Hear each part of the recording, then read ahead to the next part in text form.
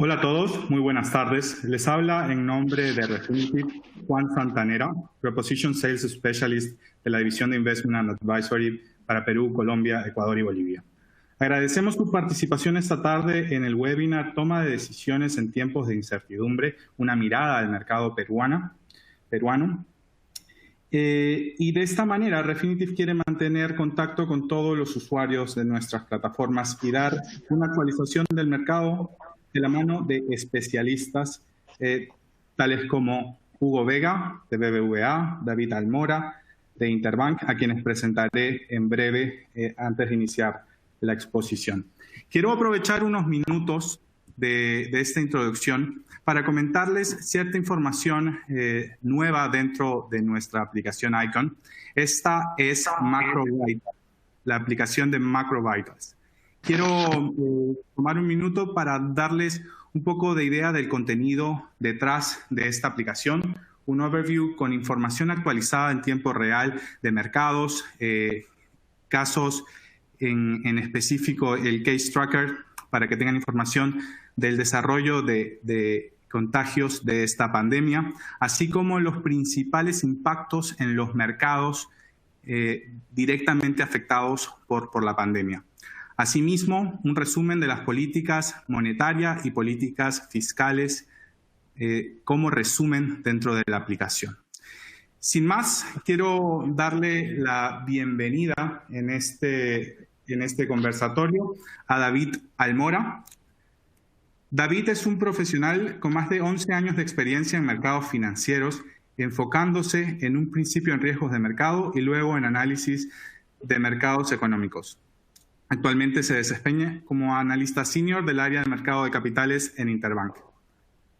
David, adelante. Gracias.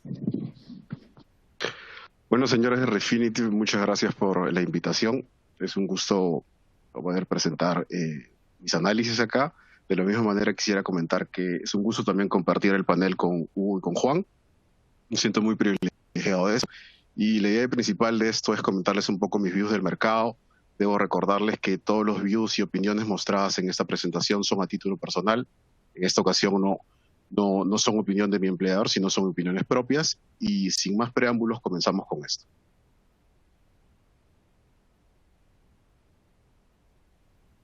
Bueno, primero que todo, quiero comentarles acerca de la agenda. En general, la agenda nos presenta tres partes. Primero, qué es lo que estamos viendo en términos de crisis global. ¿Cuál es la diferencia entre actividad real y mercados financieros? Luego hablamos un poquito sobre Latinoamérica y nos enfocamos en Perú. Y finalmente, damos algún tipo de reflexiones con respecto a qué es lo que esperaríamos que nos espera en esta nueva realidad que estamos por vivir. Comenzamos con la primera lámina mostrando en general el Standard & Poor's y cómo este se ha venido desempeñando en los últimos años, de hecho más de 50 años. ¿Cuál es el tema principal con respecto a esto? Que en general las crisis han tenido diferentes características. Algunas han sido de confianza, otras han tenido que ver con la actividad real directamente, otras han tenido que ver directamente con la demanda en general. Entonces, lo que me queda claro es que todas tienen una naturaleza distinta. Esta última crisis que estamos viendo que en general se compara en muchos momentos con la Gran Depresión. Desde mi punto de vista tiene características muy diferentes. Una tuvo que ver más que todo con crisis de confianza, este tiene que ver directamente con un shock temporal que está afectando a los mercados y desde mi punto de vista comenzaría a mencionar que en general el mercado ya se encuentra recuperado. Es un poco la pregunta que algunos se realizan, no necesariamente hacen tanto seguimiento al mercado de forma diaria, pero nos podríamos preguntar, oye, ¿por qué el mercado ya está recuperado si la actividad directamente aún no se viene recuperando en la misma velocidad? Entonces, en línea con esto, vamos a hacer algunas breves reflexiones sobre qué es lo que está sucediendo y cuál es el soporte del mercado en líneas generales. Como lo mencioné hace un momento, estamos viviendo una crisis bastante profunda, probablemente una de las más profundas en los últimos 70, 80 años. Este viernes esperaríamos niveles del desempleo de Estados Unidos, la tasa cercana al 20%. En la gran crisis de la Gran Depresión llegó hasta 25%. Eso podría ser similar. Sin embargo, como le mencioné, son características diferentes y eso probablemente es un shock temporal, que el gran problema de este shock temporal es que no sabemos la duración del mismo. Ahora, ¿cómo empezamos el año? Lo repaso rápidamente. Se empezó el año, el año pasado, el 2019, se acabó con un avance importante de la bolsa, cercano al 30%, a pesar de disputas comerciales. El mercado en general podríamos verlo como que estuvo al alza en los primeros meses, y en febrero comenzaron ciertas alertas.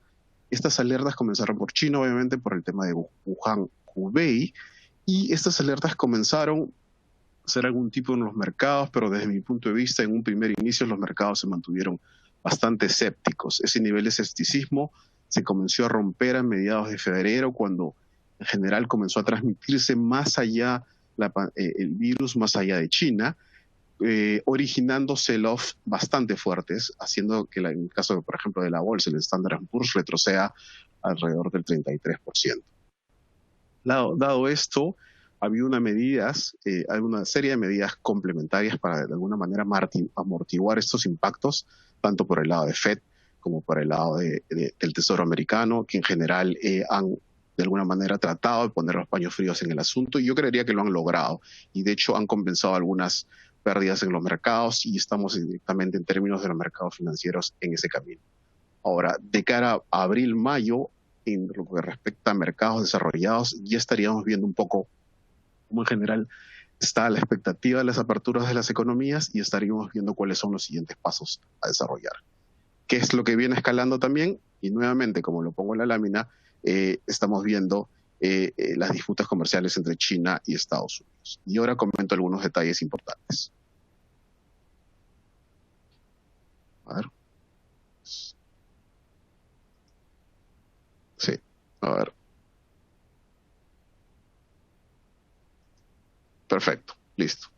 Ahora, con respecto a esta lámina, lo que puedo comentar básicamente es que desde el 19 de febrero hubo un retroceso marcado en términos de las bolsas. Este retroceso fue alrededor del 33%, como lo mencioné. En este interín, del 19 de febrero al 23 de marzo, podemos apreciar respuestas de manera muy agresiva en términos fiscales y monetarios, tanto por Fed como por el lado del Tesoro. ¿Qué vemos en general en términos de respuesta? Ha habido paquetes fiscales que han significado el 9% del PIB en términos de Estados Unidos, se han diferido los impuestos en 2.6%, y a la vez de esto se han dado garantías líquidas por 2.6%. Esto se dio en el interín entre 6 de marzo y 23 de abril. Pero a la par de esto, y las medidas, desde mi punto de vista, más trascendentes aún para el mercado que las medidas fiscales, han sido las medidas monetarias. En este caso, la ampliación de hoja de balance por el lado de Fed.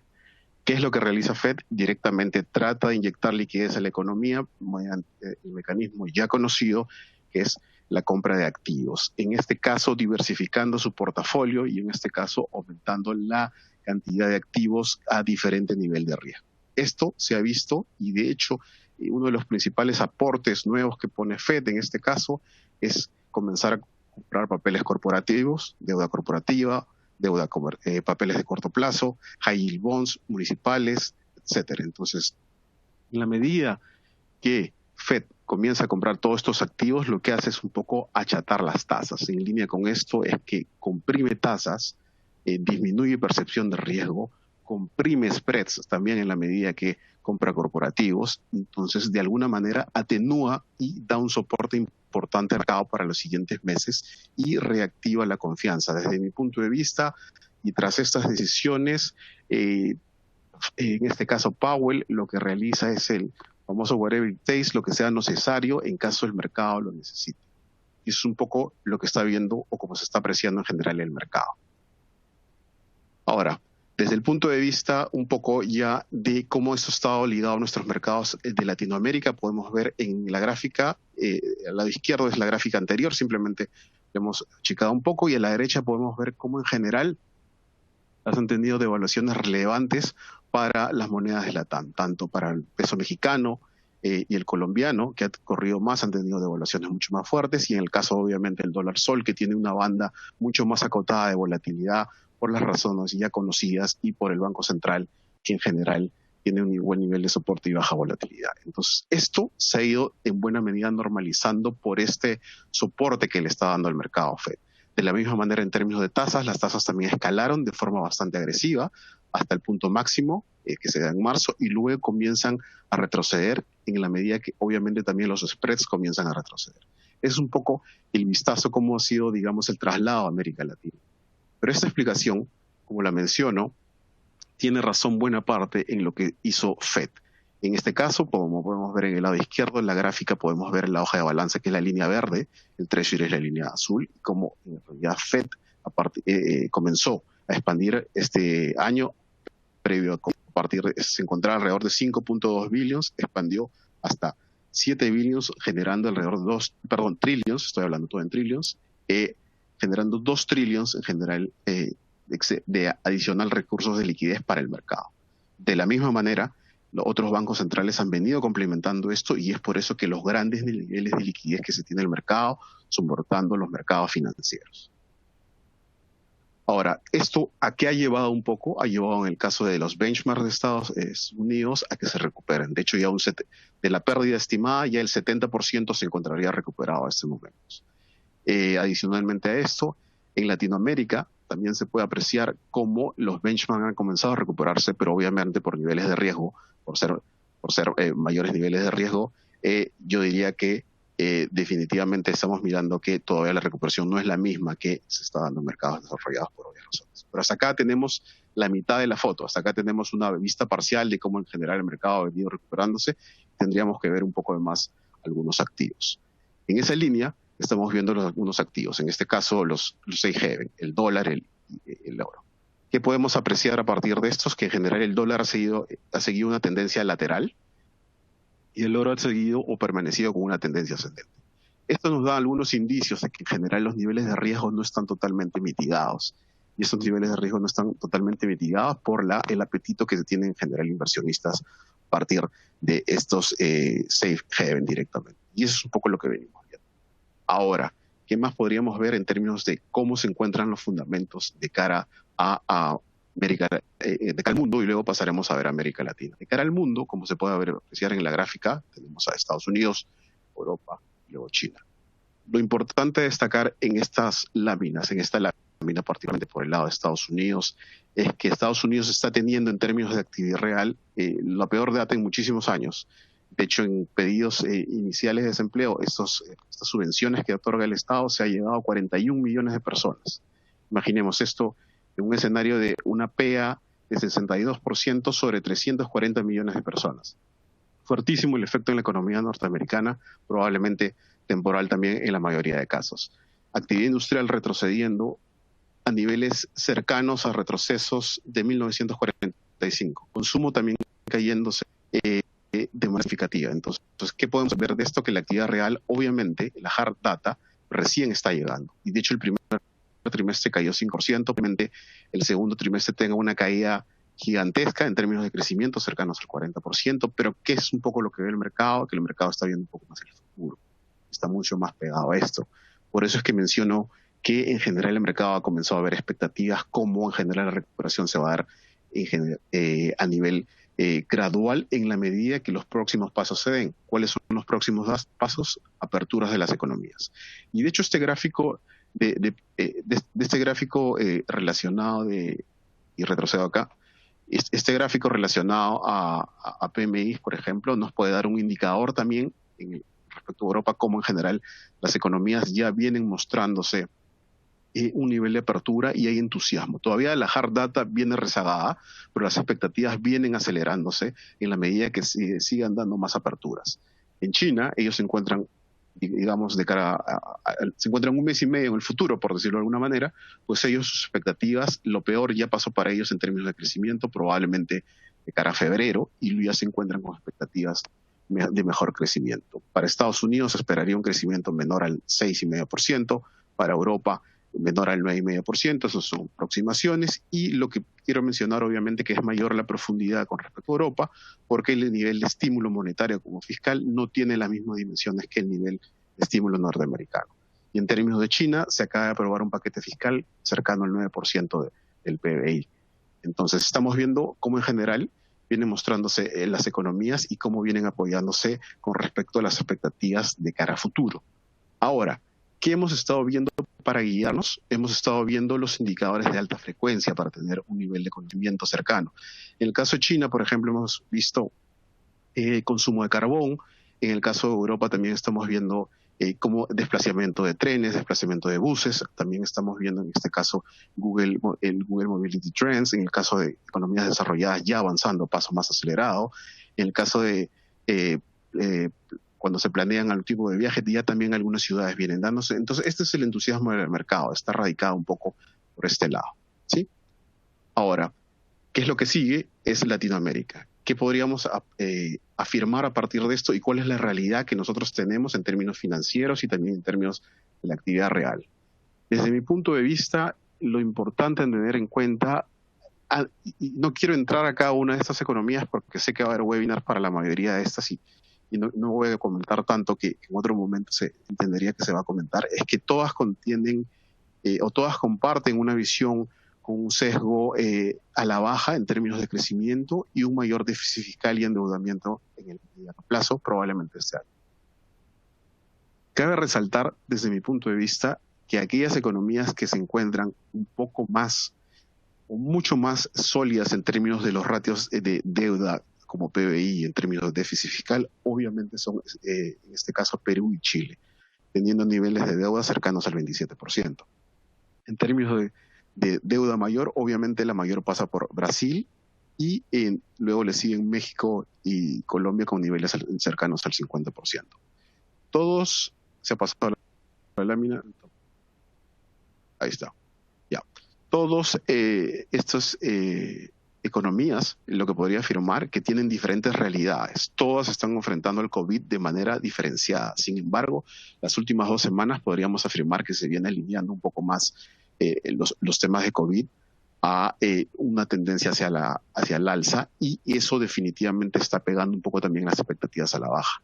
Ahora, en el caso de Chile, por ejemplo, va a salir el dato del PBI de abril cayendo 14%. En el caso de Brasil existen problemas políticos. De hecho, no existe apoyo del presidente con respecto a la estrategia sobre COVID. En términos de Colombia, probablemente el espacio fiscal también es reducido al margen de un impulso fiscal que se está acercando al 5%. Entonces, todas compartimos algunas cosas en común. Sin embargo, el tema de fondo es qué tanto hacia el otro año podríamos, digamos, estresar los niveles de indicadores relacionados probablemente a deuda y a déficit fiscal.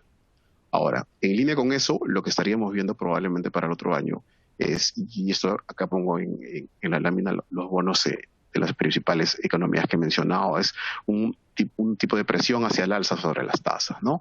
Definitivamente esto tendría que ver no solamente con temas de mercado. De hecho, la liquidez probablemente sea un factor eficiente para mantener los mercados de alguna manera bastante apoyados, pero sin embargo el deterioro de indicadores haría ver en qué medida esto comience a tener una tendencia al alza. Ahora también estamos viendo, por ejemplo, un factor adicional, el tema de la inflación, que nos viene mostrando una tendencia hacia la baja en la mayoría de las economías, pero probablemente en la medida que se deterioren más indicadores estaríamos viendo tendencia al alza más, y yo lo indicaría más sesgado en términos hacia el otro lado, ¿no? Es una incógnita todavía.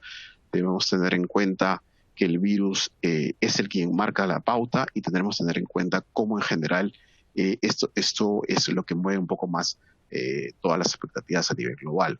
Ahora, en términos del FX, solamente hago un breve comentario. Líneas generales, el FX ha venido mejorando, ha venido retrocediendo en términos de cambiarios. Estamos viendo ligeros avances en términos de esto. La mayoría de fundamentos por el lado peruano apoyan en el mediano plazo una reevaluación hacia final de año. Sin embargo, desde mi punto de vista, actualmente se está viendo flujos compensados y tendríamos que hablar del dólar sol.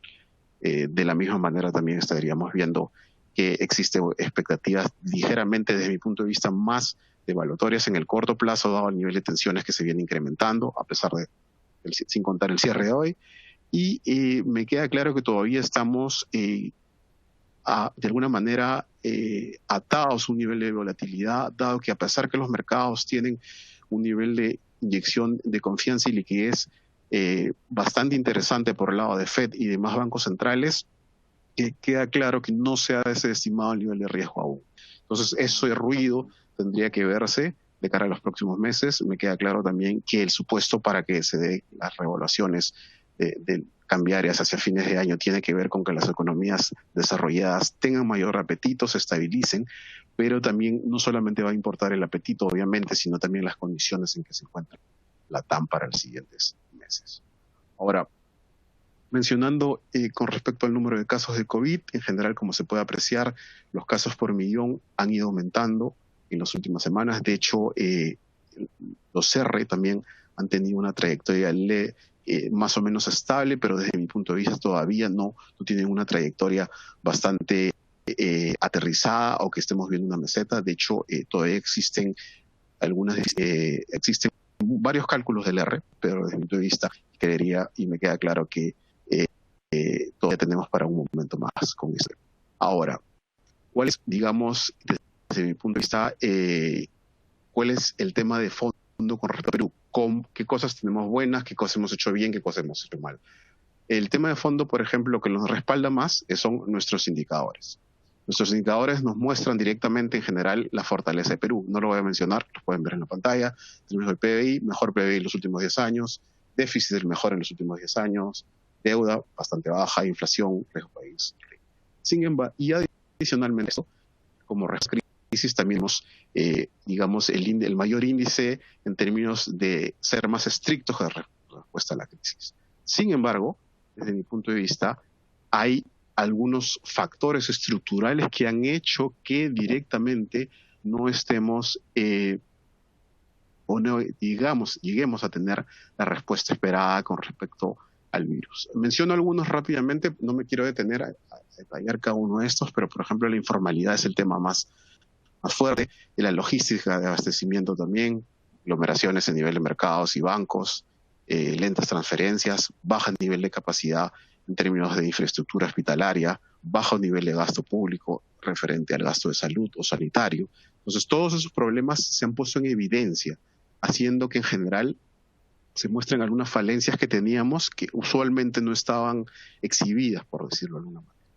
Podemos dar un ejemplo muy rápidamente. Por ejemplo, la PEA, alrededor del 70% es informal, lo cual produce el 20% del PBI. Ahí se puede ver claramente un hecho de baja productividad. Si quisiéramos mencionar también el tema logístico, por ejemplo, en el gráfico podemos apreciar, en el gráfico superior derecho, cómo la gente de menores ingresos, el quintil menor, tiene televisor alrededor del 50-60%, pero no tienen refrigeradora, solo el 20-30% en promedio podría tenerla. Entonces tienen que ir a los mercados a abastecerse continuamente. En el gráfico de la izquierda inferior también podemos ver el nivel de profundización financiera. ¿Cuántas personas en general tienen cuentas por percentil de ingreso? Bastante heterogéneo el tema en general. ¿Y desde dónde partimos? Desde el punto de vista de infraestructura sanitaria, muy retrasados en general con respecto al mercado o a los benchmarks en general. Como se puede apreciar, estos fueron probablemente parte de la explicación de por qué hemos estado o por qué tenemos una situación, digamos, que aún no tenía un nivel de control esperado. Ahora, eso cómo ha venido pegando y primero que todo en el PBI, y el PBI en marzo fue 16%, de cara a abril probablemente tenga un número cercano al doble de este dato. Ahí estoy seguro en todos los temas de las proyecciones. Hugo les va a contar un detalle mucho más profundo de estos temas. Con respecto al desempeño de los sectores, la construcción ha sido el sector que ha tenido menor desempeño. El menor desempeño se ha dado básicamente porque fue aquel sector que tuvo menor nivel de actividad, simplemente no pudo operar parcialmente. El nivel de empleo ha caído de forma fuertísima, 25% en los últimos 3 meses. Y de la misma manera, en términos de inflación, la inflación tiene, por menores presiones de demanda, tiene una tendencia a la baja. Ahora, ¿qué está esperando en términos del PBI? Aquí he traído una tabla de diferentes estimaciones, donde la mayoría de estimaciones, si bien es cierto, tienen un nivel de dispersión importante, la mayoría de estimaciones tienen un efecto base y un periodo y un efecto de estrés. En el efecto base son las que he traído, sin embargo, los periodos de estrés probablemente podrían dar un mayor view de qué es lo que pasaría si es que la situación y el nivel de apertura de la economía peruana no se da a la velocidad de como se ha venido planteando. De hecho, se estaría planteando que ya a estas alturas deberíamos haber entrado a la fase 2. Todavía entiendo que no hay un decreto supremo con respecto a esto, pero es un poco el calendario que tenemos que seguir. Entonces, todavía probablemente lo que tengamos es una apertura de economía lenta, y ese nivel de lentitud probablemente también tenga algunas fricciones por temas de la informalidad. Ahora, ¿cómo reaccionó el gobierno? El gobierno mostró un nivel de soporte fiscal y monetario bastante importante. Sin embargo, y a pesar de que queda claro que los esfuerzos son bastante relevantes, se han tomado de muy buena manera también, es importante mencionar que existen algunas falencias o falta de eficiencias, por ejemplo, en la transferencia de recursos, por ejemplo, en asignaciones a recursos a familias, etcétera. Por el lado de liquidez, de la misma manera, ha venido aumentando, pero no entendería que no, que por ahí hay un problema definitivamente. Al igual que la liquidez global, me queda claro que es un punto fuerte en general que está teniéndose a nivel Perú. Ahora, de cara a flujos y variación, ¿cómo nos hemos mostrado? ¿Cómo están nuestros mercados? ¿Cómo nos hemos comportado? Como se puede ver en el gráfico superior izquierdo, en general ha habido un inflow bastante fuerte. De hecho, las líneas verdes más fuertes son en los periodos de mayor sell-off. Ha habido digamos, un inflow fuerte de cara a emergentes. Sin embargo, si quisieran ponerlo en contexto con respecto a nosotros, me queda claro que la tendencia de soberanos por parte de nuestros residentes se ha mantenido dentro del average, dentro de la media. O sea, para que se den una idea, en el gráfico se puede mostrar que se ha tenido 49% a diciembre, 49.5%, y a la fecha tenemos cercanos a 50.7%. En términos de volatilidad cambiaria, también estaríamos hablando un poco de un menor devaluación. Esto por obvias razones. No tengo más que comentarles, simplemente ya sabemos que nuestra banda de volatilidad es bastante menor.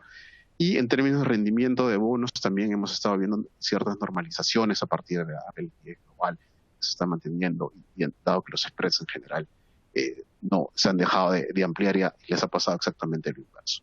Entonces, eso es un poco de lo que venimos viendo. Eso es un poco que se ve cierta fortaleza y resiliencia en general en los mercados peruanos. Sin embargo, ojo que esto es una economía emergente, y me queda clarísimo que definitivamente no tendríamos una carta abierta a hacer un déficit gigantesco. De hecho, antes de hablar del déficit, solamente de forma muy, muy breve, lo que quiero comentarles es que en general a nivel COVID, a nivel Perú, la media en general de casos la media semanal de casos viene aumentando, el nivel de testeo también, y todavía no se ve estabilización en general en este tema.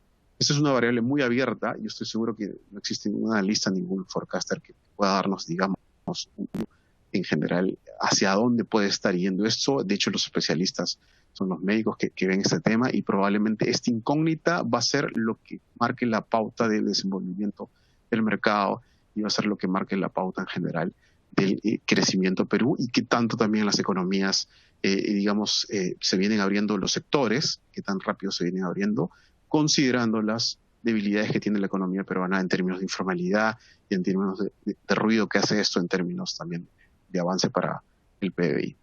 Ahora, antes de pasar a considerar los riesgos que quiero desarrollar, es importante tener en cuenta algo. Hemos visto en general que los mercados financieros se vienen soportados por, digamos, mucha liquidez global, un papel muy importante de los bancos centrales, y están dando un soporte importante, y probablemente lo veo de cara a este año. Sin embargo, lo que queda claro y lo que hay dejar de ver es el tema fiscal en los próximos meses. Pues directamente la actividad real, recién vamos a comenzar a ver los efectos tanto en el PBI como en las expectativas de crecimiento, probablemente de cara al segundo trimestre, de cara a abril, tanto para Estados Unidos, para Europa, para Perú, para la TAM. Entonces, aquí es un papel fundamental ver cómo el tema fiscal tiene que jugar. Desde el punto de vista de los mercados, me queda clarísimo que los mercados vienen funcionando bien, hay suficiente nivel de liquidez, el mercado puede pedir más cosas como tasas negativas, podría pedir como mayor control de la curva, pero al margen de lo que pide el mercado, lo importante es considerar que el mercado viene funcionando adecuadamente. Y al margen de los baches que ha tenido, no tiene mayores golpes. Sin embargo, por el lado de la actividad real sí existen desafíos importantes. Ahora, en términos de riesgos a considerar, lo que quisiera comentar en este caso, tenemos un cálculo propio de que estaríamos esperando de un déficit llegue cercano al 8% del PBI este año. ¿Qué es lo importante con respecto a esto? Que probablemente nos cierra la brecha un poco con respecto a esta holgura fiscal que manteníamos, probablemente llegando a los niveles de deuda al 36%. Ahora, ¿cuál es el tema de fondo? ¿Cómo ver el vaso medio lleno o medio vacío? Si lo vemos medio lleno, ok, de repente podríamos decir que estos niveles de deuda están todavía lejanos al 40% y de hecho deberíamos de ver que estos niveles de deuda siguen siendo bastante menores a la región aún. Entonces no habría problema. Si lo queremos ver un poco el vaso medio vacío, es básicamente que en general estamos aumentando el nivel de gasto de manera acelerada, lo cual es entendible y se tiene que hacer directamente. Pero también es importante considerar que a futuro tendrían que generarse mejores ingresos fiscales. Ahora, entre puntos a considerar, y para ir cerrando mi presentación ya, lo importante a tener en cuenta, se pasa la lámina sola, regresa, es el control de la pandemia. Probablemente tenemos dificultades estructurales de cara a Perú y eso nos está dando mayores rezagos con respecto a otras regiones. En la mayoría de reproyecciones se debe tener en cuenta que existen escenarios base y escenarios de estrés. Probablemente se va a hacer un comentario adicional sobre respecto a esto. Respecto a la apertura de la economía, como lo mencioné, ya aún están siendo lentos para fase 1, para fase 2 no se ha firmado, aún no ha salido el decreto supremo, entonces estaríamos viendo un nivel de rezago con respecto a esto. En términos de informalidad, como lo mencioné, es probablemente uno de los problemas más fuertes en términos de actividad real. Por el lado político, lo menciono esto, el lado político el Congreso ha tenido intenciones populistas, menciono esto porque eso ha afectado al mercado, ciertamente. La afectación del mercado ha hecho directamente, obviamente, que se liberen los recursos y eso, y el central ha tenido que hacer repos para de tal manera que el tipo de cambio no tenga mayor volatilidad, tendencia a la baja, y eso es un poco uno de los factores también que hemos estado viendo, que vamos a ver también en las siguientes semanas. Por más que exista un nivel de control, ha habido un nivel y va a haber un nivel de afectación en el mercado. Y otro tema, y regresando a la actividad real, tiene que ver probablemente con la seguridad ciudadana que se podría deteriorar. Y para finalizar, les hago simplemente los comentarios respecto a la nueva normalidad y hacia dónde estoy yendo en general. En general, el principal desafío, y como ya lo sabemos la mayoría, es reinventarse. Pero eso puede aplicar a cualquier economía a nivel global, no necesariamente de Perú. De cara a Perú, lo que podría mencionar es que existe o debería convertirse estas oportunidades, se están convirtiendo en necesidades, y eso es importante a destacar. Un tema importante es la profundización financiera. Deberían mostrarse más bancos y probablemente más entidades financieras con cuentas digitales. El gasto público debería ser eficiente, probablemente orientados, digamos, a reactivación en este segundo semestre de la economía, no verse solamente el tema de liquidez, sino verse apoyos en solvencia y adicionalmente también, desde mi punto de vista, existen algunos retos como el tema de la recaudación. Yo sé que muchos lo pueden ver como una oportunidad. Yo soy un poco escéptico al tema. Se debe, de alguna manera, reformar las cosas en tiempo que existan más recursos. Ahora me parece más complejo el tema, pero se necesita recaudar más. Y ese es un poco el reto también, no se debe dejar de recordar el reto fiscal. Ahora, respecto a mercados, tenemos una solidez fiscal o monetaria que da un soporte temporal. Sin embargo, trasciende que existe sincronización a la baja y deterioro de indicadores a nivel global, considerando la TAM uno de ellos. Entonces, habría que tener también en claro esto, que no es que tengamos una carta abierta, no somos un país desarrollado con muchas líneas de crédito y se puede existir riesgo de downgrade claramente, muy a futuro. No lo veo cercano para Perú en absoluto, pero sí hay que tener en cuenta eso para otros países de la TAM. Y finalmente existe espacio por la volatilidad en términos de que va a depender también del nivel de liquidez global, sino también de los efectos de cómo vaya avanzando el virus en términos generales y cómo se den las respuestas en general. De mi lado me quedaría por ahí. Muchísimas gracias por la participación y por favor continúen con el webinar. Adelante. Muchas gracias, David. Muy clara la presentación y los puntos comentados. Sin más, por favor, presento a Hugo Vega. Hugo es economista senior en BBVA Research Perú, donde es especialista en análisis y proyecciones macroeconómicas con énfasis particular en el sistema financiero y la política monetaria. Anteriormente se ha desempeñado como subgerente de estrategia de inversiones en AFP Integra y jefe del departamento del programa monetario en el Banco Central de Reserva del Perú. Hugo cuenta con un PhD en economía de la London School of Economics. Hugo, adelante, por favor. Gracias, Juan. Primero que nada, agradecer la invitación de Refinitiv, es un gusto estar aquí.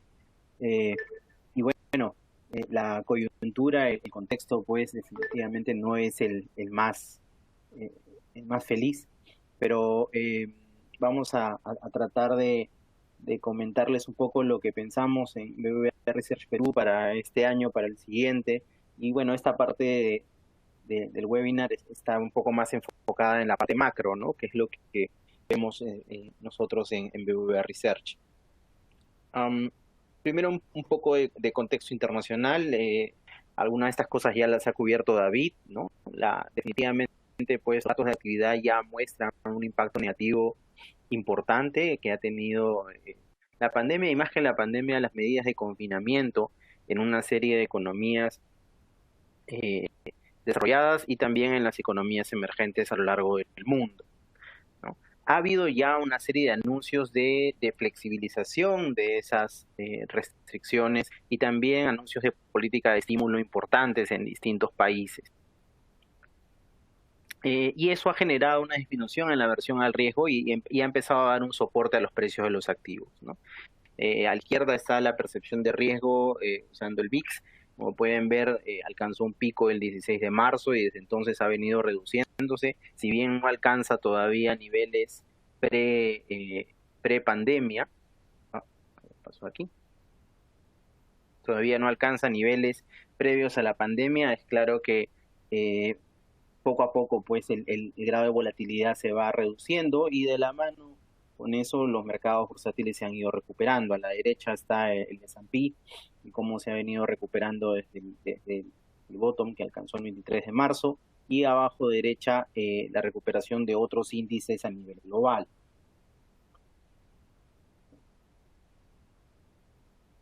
Para lo que es la economía peruana, hasta cierto punto el cobre es un tema sumamente importante por la conexión con lo que es minería, por los ingresos que representa en términos de divisas. Entonces, el cobre hemos observado que en las últimas semanas registra su mejor nivel. Ha ido recuperando también conforme van mejorando la apreciación y las expectativas de mercado respecto a lo que podría ser la economía china. El petróleo también se ha ido recuperando. Y en lo que se refiere a las monedas, en las últimas semanas ya se observa un poco más de tranquilidad en el mercado. En el lado de la derecha tenemos pues ya apreciación en Brasil, en Chile, en Colombia, en México en el último mes, ¿no? Después de la depreciación fuerte que se observó a raíz del breakout del COVID. Pasemos entonces a hablar de Perú en el marco de esta crisis. ¿Qué es lo que sabemos de Perú? Para empezar, la parte de lo que es actividad marzo, que es el último dato que tenemos disponible, ya muestra una ralentización, un deterioro importante, tanto en el lado primario como en el lado no primario. En la parte primaria, el sector agropecuario es uno de los pocos a los que le fue relativamente bien en marzo, y por el lado no primario han sido telecomunicaciones, servicios, la parte pública, la que más o menos se ha mantenido, y todo lo demás ha sufrido una caída importante. Aquí valdría la pena señalar que este dato de marzo nosotros inicialmente pensábamos iba a ser incluso más negativo, y algo que nos ha sorprendido es que una de las razones por las cuales marzo es menos 16 y no sé, menos 20, incluso más bajo, se debe justamente a que el sector educación, que está dentro de otros en lo que son los sectores en el PIB, tuvo un crecimiento reportado de 0 en marzo. Y ese dato no recibe mucha explicación y no recibe mucha atención quizás, pero nos llama la atención porque hacia adelante, sobre todo cuando cierre ya el segundo trimestre, se hace una revisión de las cifras y creemos que es un candidato a revisión, dado lo que hemos podido observar de otros indicadores. Algunos de esos otros indicadores son justamente los que pueden observar aquí. Tenemos consumo interno de cemento de marzo, una caída de más del 50%, importaciones de bienes de capital, más amarrado a lo que es inversión privada, también una caída de alrededor del 50%, pero esto ya en abril.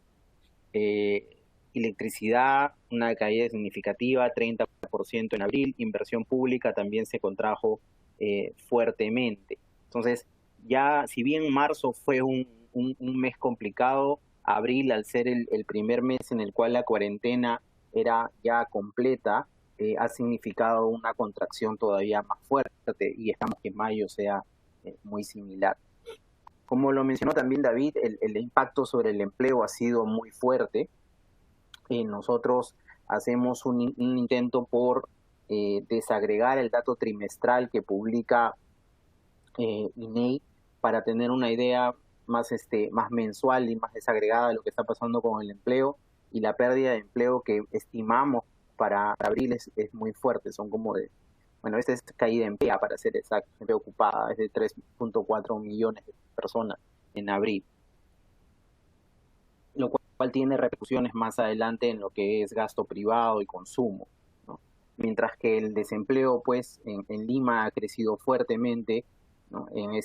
También con datos de abril, y particularmente si ya entramos a un poquito más de detalle en el gráfico de la derecha, observamos que donde más se ha visto afectado el empleo ha sido justamente en las empresas más pequeñas, ¿no? Que es la línea azul oscura en el gráfico que está a la derecha. Entonces, empresas más grandes de 11 a 50 trabajadores o de más de 50 trabajadores también han generado una contracción del empleo, pero son las empresas más pequeñas las que más se han visto afectadas.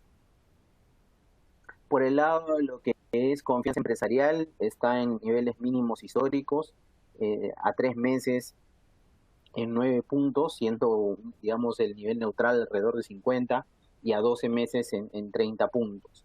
La expectativa de contratación está sumamente baja, y no lo presento aquí, pero la confianza del consumidor también está en niveles mínimos históricos en los últimos datos disponibles. Entonces, la confianza es importante, porque es uno de los indicadores que sigue más de cerca a la inversión, y por el lado de lo que es confianza del consumidor al consumo agregado de la economía. ¿Qué cosa quiere decir esto ya si empezamos a juntar todas estas piezas? Lo que tenemos aquí en el gráfico de la izquierda es lo que esperamos en BBVA Research para este año en términos de operatividad de la economía a raíz de la caída en la cuarentena y hacia adelante. Entonces, vamos a observar que es una caída más o menos de casi el 60% hasta en marzo-abril, cuando empezó todo esto, y de ahí una reapertura gradual. Y esa reapertura gradual ha sido justamente lo que hasta cierto punto ha generado que los estimados de producción que han ido saliendo en las últimas semanas, hasta cierto punto hayan ido empeorando. ¿Por qué? Porque esta gradualidad es cada vez mayor. La reapertura se siente hasta cierto punto cada vez más lenta. Entonces, para mayo, junio esperábamos ya estar operando más o menos al 60%, para junio, julio al 100%, y no está claro aún que ese va a ser el caso, ¿no? Siguiendo esta base que tenemos aquí, nosotros considerábamos que la actividad se podría contraer en torno a 15% en 2020, haciendo solamente una especie de cálculo hasta cierto punto aritmético, ¿no? Pensando en la producción que se pierde por la para en marzo, la que se pierde en abril, la que se pierde en junio, y restándolo de la producción total del año, nos salía grosso modo ese 15%. Si el estímulo fiscal es fuerte en los últimos meses del año, entonces quizás la contracción podría ser un poco menor, la fiscal podría darle un impulso adicional y quizá podríamos ver una contracción de 12. Y por otro lado, si la salida es todavía más gradual que lo anunciado hasta ahora, al menos, creemos que la contracción podría ser incluso hasta de 20% para este año. Ahí, cuando nosotros hablamos de rango, entonces decimos entre menos 2 y menos 20, nuestra proyección puntual para este año es de menos 15, y el sesgo en realidad es a la baja. y este sesgo a la baja tiene una serie de razones detrás, y una de ellas es justamente la continua ampliación de la pandemia. Entonces, esta nueva información nos ha llevado a esta nueva proyección. ¿Qué es lo que ha sucedido? Se ha extendido la cuarentena mucho más allá de lo que pensamos inicialmente, digamos, en marzo, abril, ¿no? Nuestro cálculo, digamos, a ojo de buen cubero, es que cada semana adicional de aislamiento implica aproximadamente un punto porcentual de menor crecimiento en el año 2020. Y observamos que la gradualidad en la reapertura de la economía también va quitando un poco más, ¿no? Por otro lado, las medidas de estímulo hasta cierto punto ya anunciadas, consideramos que se pueden retrasar por un lado, y por otro lado quizá no llegar a donde deberían llegar. El paquete anunciado ya por el gobierno está alrededor del 17-18% del PIB. Sin embargo, hay estimados que dicen que lo que efectivamente ha gastado el gobierno hasta hace 2-3 semanas estaría en realidad entre 0,7 y 1,5% del PIB aproximadamente. Si descontamos de ese paquete lo que es garantías, si descontamos de ese paquete lo que es ahorro privado que ha sido destrabado, estoy pensando en CTS, estoy pensando en AFPs, y si pensamos también en en aquel gasto que ha sido comprometido pero aún no ha sido ejecutado. Entonces el esfuerzo fiscal, si quieren, ya devengado, parece ser bastante menor que el número que se está publicitando. Hacia adelante, al 2021, creemos que va a haber una mejora paulatina de la actividad que empieza en la segunda mitad de 2020, pero no consideramos que va a ser suficiente para que el producto retorne pues a los niveles de cierre de 2019. Va a haber una brecha ahí que todavía se va a mantener, y creemos que la actividad posiblemente regrese ya a sus niveles pre-crisis recién hacia el 2022. Creo que está en línea con algo que mencionó David más hace un rato. ¿Cuál es entonces el riesgo principal que nosotros vemos hacia adelante, ¿no? Es la posibilidad de que las medidas de confinamiento se tengan que extender y que impliquen que la reactivación de la economía ya sea se postergue o sea todavía más lenta. Hay un balance aquí entre la protección de la salud y la recuperación de la economía, ¿no? Y tenemos algunos indicios que nos llevan a pensar que el riesgo de una ampliación, que recordarán pues ya se ha dado 5 veces, no es bajo, ¿no? En las experiencias que hemos recopilado, y esto acá apoya también bastante el footprint de BBVA, que está presente en varias de estas economías, las medidas de confinamiento se han empezado a relajar cuando los contagios se estabilizaron en Estados Unidos, en España, en Italia, en Alemania. Entonces, en Perú lo que vemos es que la curva todavía no da señales pues realmente de aplanarse. Y lo que hemos hecho en BBVA es hacer un esfuerzo por tratar de estimar ese número de reducción, si quieren, el factor al cual se multiplican los casos en el tiempo. Y lo que hemos observado es que a partir de la quinta ampliación se ha dado un nuevo, hasta cierto punto, rebrote, un nuevo aumento en este número de reproducción. En nuestra última estimación, alrededor de 1.3, entre 1.3 y 1.4 aproximadamente, cuando ya estábamos casi llegando a niveles de 1. Entonces, hasta cierto punto esto se entiende, dado que había una flexibilización por el lado del gobierno con el reinicio de algunas actividades, pero también es producto ya hasta cierto punto del cansancio, de la impaciencia que se observa en las calles, ¿no? Los hogares se han visto severamente afectados por las restricciones de movilidad, por el confinamiento. Hay mucha gente que se ha quedado sin trabajo, que hay hay un grupo importante de comerciantes que necesitan generar ingresos para poder mantener a sus familias, etcétera, y esto está llevando pues a que hasta cierto punto, de manera informal, por decirlo de una forma, las restricciones, la cuarentena está siendo levantada un poco a la fuerza, ¿no? De otro lado tienes a aquellas personas que hasta cierto punto están a cargo de asegurar que se mantenga esta cuarentena, que también se están viendo afectadas, como es la policía. Entonces, por un lado tienes, creo, un grupo informal importante que presiona, todos en realidad presionamos para que la cuarentena no se extienda más, pero hay un sector de la población que está tomando ya una decisión hasta cierto punto de ignorar la cuarentena, y por otro lado un sector más formal que hasta cierto punto se ve también pues influenciado negativamente porque dado que los contagios no disminuyen como uno esperaría, las cuarentenas se sigue extendiendo, ¿no? Pasando ya a hablar de la parte fiscal y la parte de deuda pública, como también mencionó David, nosotros creemos que el déficit va a estar alrededor de 8% en 2020, va a ser el más alto en décadas, y hacia adelante va a ir disminuyendo, pero lo va a hacer de manera gradual.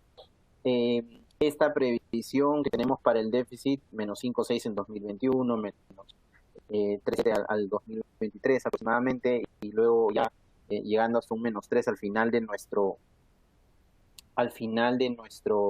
horizonte de previsión, que es más o menos 2025, obedece a que la actividad no se recupera tan rápidamente y los ingresos fiscales no se recuperan rápidamente, ¿no? Entonces, si bien el gasto hasta cierto punto se empieza a moderar, los ingresos son los que justamente demoran un poco más en regresar a sus niveles anteriores. Y hay que recordar aquí que el gobierno aprobó la suspensión temporal de las metas fiscales para el año 2020 y el 2021, lo cual le permite justamente tener este nivel de déficit.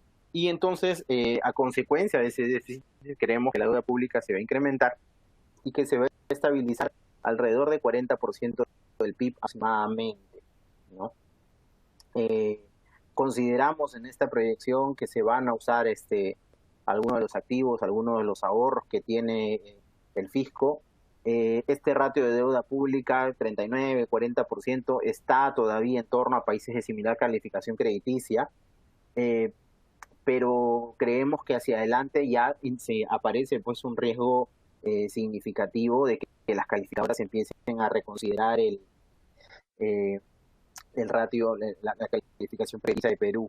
Y una de las razones detrás de eso es que vale la pena recalcar que algunas calificadoras mencionan generalmente que es la fortaleza fiscal, la solidez macro del Perú, la que hasta cierto punto contrapesa algunas de las otras características, debilidades de la economía peruana cuando se compara con pares de similar calificación crediticia.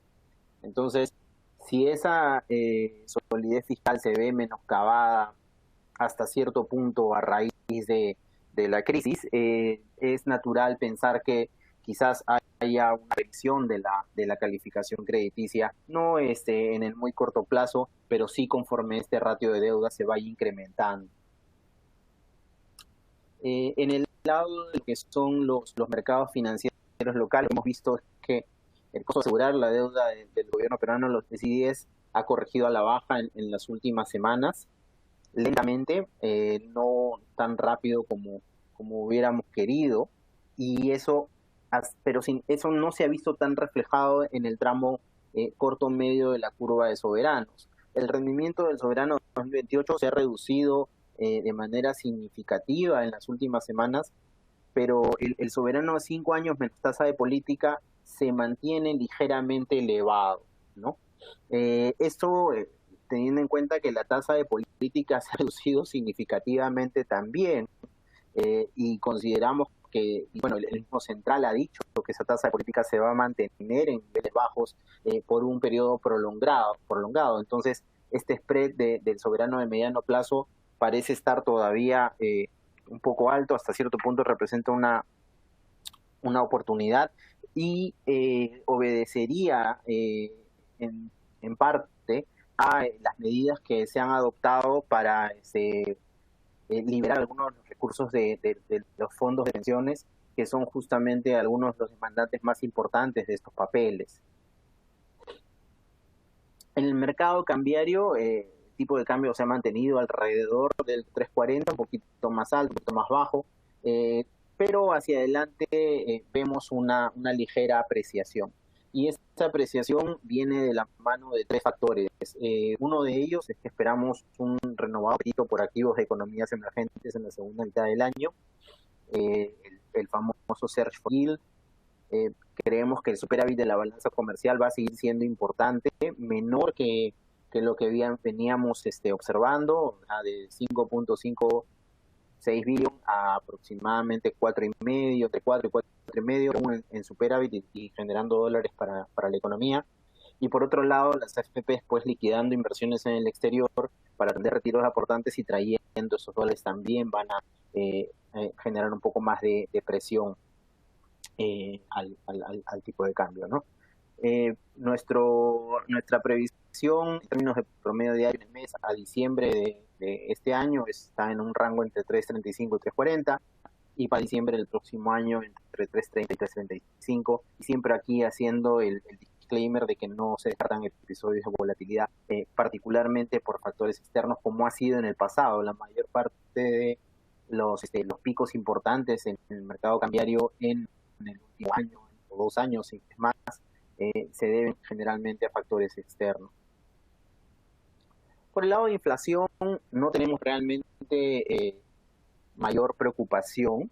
En lo que se refiere a inflación, se ha acelerado ligeramente a 1,8% en mayo, pero no vemos realmente presiones inflacionarias importantes. ¿Por qué?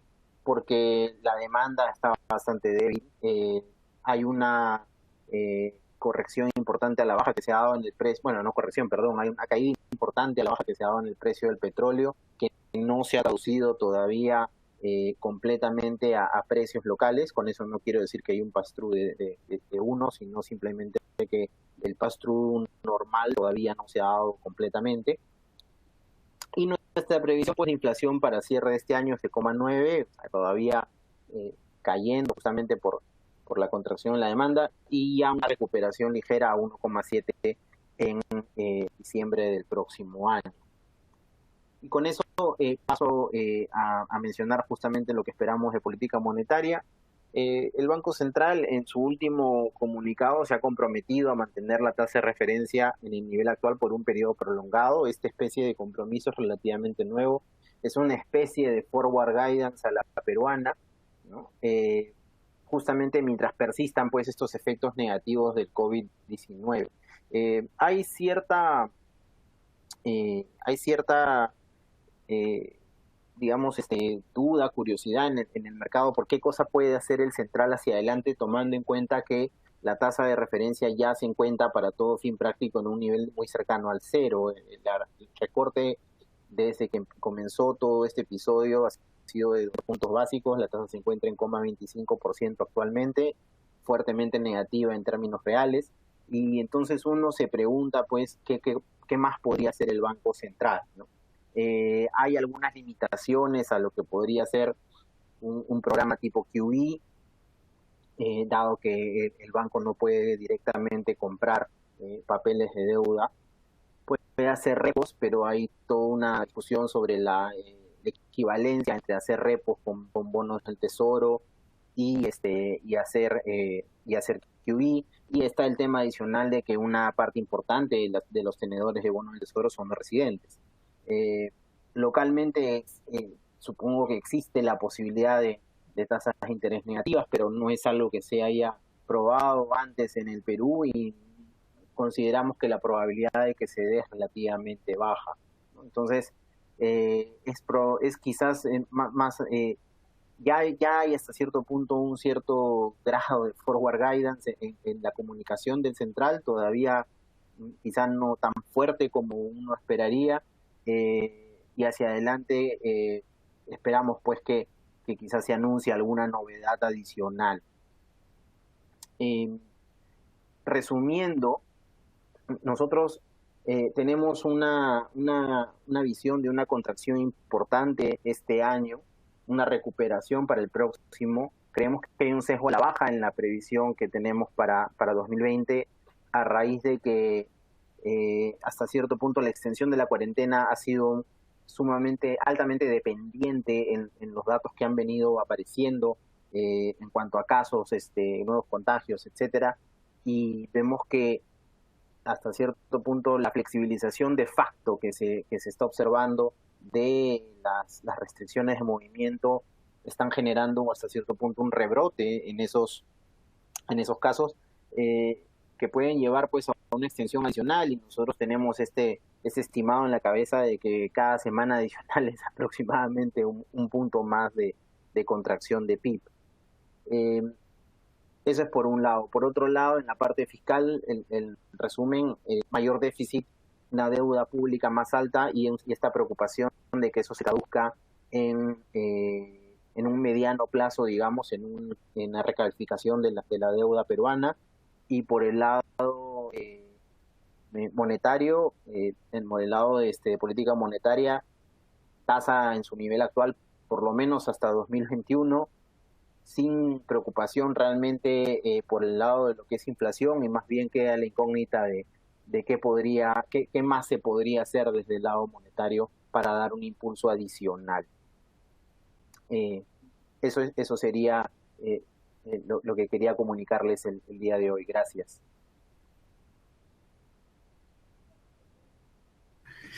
Genial, Hugo, muchísimas gracias. Muy clara la presentación. Si te parece, tenemos unos minutos para unas preguntas, Hugo. Sí, te claro. paso la primera. ¿Cómo se ubican las proyecciones de crecimiento del Perú versus los demás países de la región? ¿El aumento del déficit fiscal este año podría llevar a un aumento en el nivel de impuestos en el mediano plazo? Son dos preguntas realmente. A ver, comparado con otros países de la región, si miramos las proyecciones hechas por BBVA Research, Perú es probablemente el que peor se ve en términos de contracción.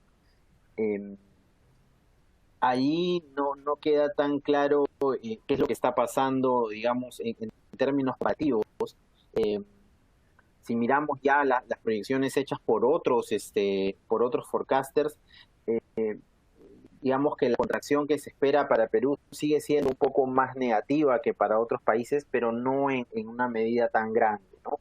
Quizás una de las razones ahí es justamente la naturaleza de la actividad en la economía peruana, el grado de informalidad, etcétera, que se ven más afectados justamente por las medidas de confinamiento. Eso por un lado. Y en cuanto a la segunda parte de tu pregunta, ¿cuál era?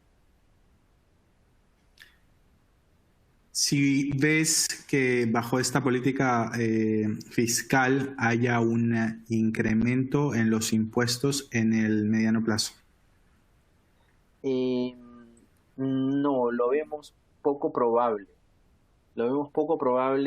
Más bien lo que consideramos es que, dado que la recuperación va a ser probablemente un poco más lenta, lo que va a suceder es que el déficit va a ser hasta cierto punto un poco persistente en los siguientes años.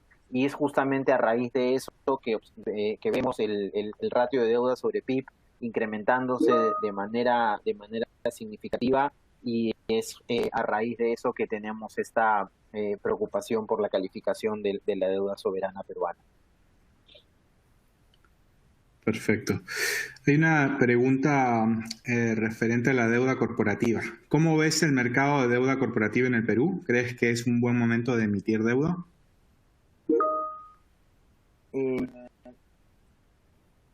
Yo creo personalmente que todavía hay espacio para que el riesgo país disminuya un poco más, lo cual digamos que podría ser más atractivo emitir deuda corporativa. Eh, Sin embargo, las condiciones de liquidez que estamos viendo tanto a nivel global como a nivel local eh, son muy buenas, es decir, no es un mal momento para tomar deuda, para endeudarse, perdón. Eh, pero dado que esas condiciones probablemente se van a tener un buen tiempo, y con esto quiero decir que vamos a ver tasas bajas en economías desarrolladas por buen tiempo, vamos a ver tasa baja en Perú por el lado de la autoridad monetaria por un buen tiempo, quizá valga la pena esperar a que el riesgo país disminuya un poco más antes de emitir.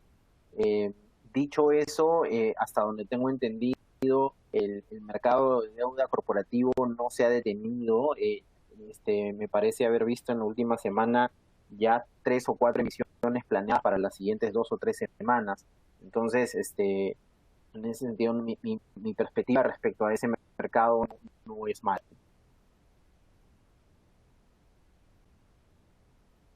Perfecto. Tenemos una pregunta un poco extensa, en realidad son dos preguntas. Y empieza con, vimos el dato de la balanza comercial de marzo negativa, en 298 millones, luego de varios meses de mantenerse en terreno positivo. ¿Qué explicó esa caída? Y segunda, se ha mencionado que terminará la balanza comercial positiva, aunque algo menor, el 2020. ¿Cuál es la razón de esa proyección? Crecimiento de exportaciones, caída en importaciones, caída en ambos. Ok. En el tema de la caída en la balanza comercial de marzo, básicamente es caída de exportación. Bueno, son dos elementos. Uno es la caída del precio de metales, particularmente cobre, y la otra es la caída de exportaciones, justamente también de metales. Eh, no tanto aquí por un tema de caída de demanda, sino por un tema de menor producción a raíz del confinamiento. En la proyección que nosotros tenemos para el año, eventualmente la producción empieza a retomarse. Me parece que ya hay por lo menos dos eh, complejos mineros grandes que ya están empezando a reactivar operaciones en este mes, que ya se observa incluso en sus datos de electricidad.